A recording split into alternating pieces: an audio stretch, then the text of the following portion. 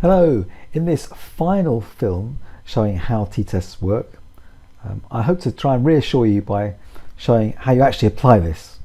And it doesn't involve following all the details that I've been through in the previous films. If you want to believe that works, that's fine. The bit you need to be able to do is to plug the numbers into this. So we'll do that next. So let's go back to the example that starts the beginning of this lecture, where you have data on the price of tea for all households in the whole area Usambaras from 1990 at 0.12 kilograms, and then more recently just for a sample. And the question is, does this sample allow us to conclude that the value for all the households has probably changed? So let's have a look how a t-test can help us. Well, it's just a question of plugging numbers in. So here's your sample data. From this, we're going to need to know x bar, that's in the formula, so that's the mean of all these. So the mean of all these gives you that. Simple, so we know that already because that's what we started with. We also need the sample standard deviation. That's when you go through all these numbers, and for each one you subtract this, then you square that and add them all up and divide by one less than the total sample size. I think we have 36, so you divide by 35. Then you square root that and you get 0.074. So this is our estimate of the overall of the population standard deviation. And finally, sample size, it's there, is 36. So these are the things you need to plug into the formula. Okay, so we take these things, works out, and then plug them into the formula. So to get the standard error, first of all you do s divided by the square root of n, so that's this divided by the square root of this, so this divided by 6. That gives you this, 0.01233. And then you plug that into the t formula.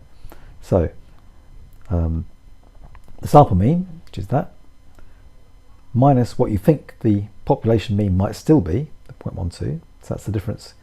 That's the difference that you think they may have been in the mean between then and now.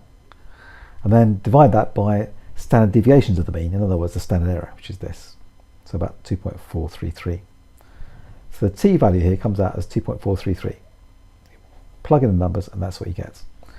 Then, just like with z-scores, you can look up this in a table of z-scores or using a computer, and you can work out what proportion of the time do you get a t value as big as this, because the mean for t values is 0. So usually you get them around about 0, perhaps 0, half, 1, but occasionally you get a big one. How often do you get that purely randomly? Looking it up, you find the proportion of a t distribution greater than that. And by the way, you have to tell the computer or the tables what your sample size is, and that's called degrees of freedom. Which actually, this is the n-1. So sample of size 36 has 35 degrees of freedom. So you put that into the formula. So in Excel, you do that t distribution. There's the value.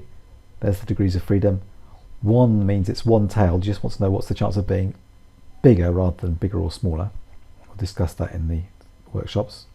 And it tells you the chance of randomly getting a t-value as big as that for a sample of 36 is 0.01. So about 1 in 100 chance. So you've got about a 1 in 100 chance of getting a p-value as big as that. And the question is, what does that then lead you to conclude about the earnings among the Usambara households? Well, this has got the p-value. During the lecture we're going to talk about how you apply these p-values and draw conclusions. But before the lecture you might like to think about what you conclude from that if you read the rest of the slides. Okay, thanks for watching.